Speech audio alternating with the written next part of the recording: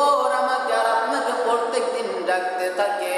কবর বলে, ও দুনিয়ার মানুষেরা রে, এই মাটির উপর দিয়ে কত অহংকার দেখাও, কতই না দাপট দেখাও, কতই না বুকটা টান টান করে চলাফেরা করো।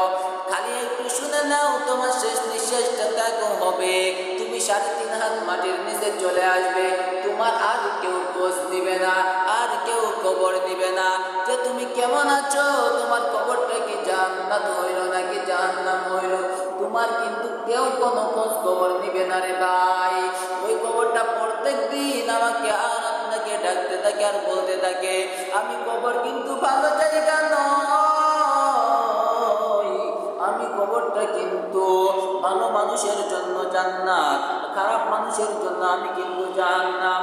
যদি তোমরা জান্নাত পেতে চাও, তাহলে তোমরা দুনিয়াতে ভালো আমল করো, দুনিয়াতে নেক আমল করো, দুনিয়াতে মানুষের পাশে দাঁড়াও, মানুষদেরকে দান করো, সদকা করো, মানুষদেরকে মহব্বত করো, আলেমদেরকে ইজ্জত করো, আলেমদেরকে সম্মান করো, আলেমদেরকে খাওয়াও, আলেমদেরকে পড়াও, আলেমদের সাথে উঠা বসা করো, আলেমদের সাথে চলাফেরা করো। দুনিয়ার মধ্যে আল্লাহর মহব্বত, রসুলের মহব্বত নিয়ে যদি কবরে আসতে পারো, তাহলে শুনে নাও, শুনে নাও, আমি কবরটা হব তোমার জন্য জান্নাত, আমি কবরটা হব তোমার জন্য আরামদায়ক।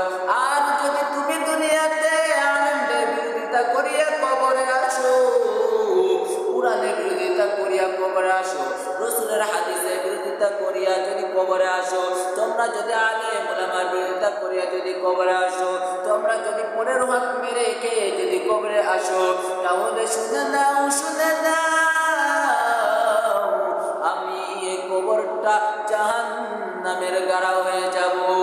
এই জন্য বলি রে বৃদ্ধা বাবা, আমার রাসূল সাল্লাল্লাহু আলাইহি ওয়াসাল্লাম জানা দিয়েছেন, যার একটি শরীরের একটি লোম পেকে যায়, সাদা হয়ে যায়, সে যেন ভাবে তার একটা পা কবরের মধ্যে চলে গেছে, আর অর্ধেকটা তার দুনিয়াতে আছে। আমার রাসূল বলেছেন, দুনিয়াতে তোমরা অহংকার করিও না, দুনিয়াতে তোমরা দাপট দেখায়ও না, দুনিয়া না করে যদি কবরে যাইতে পারো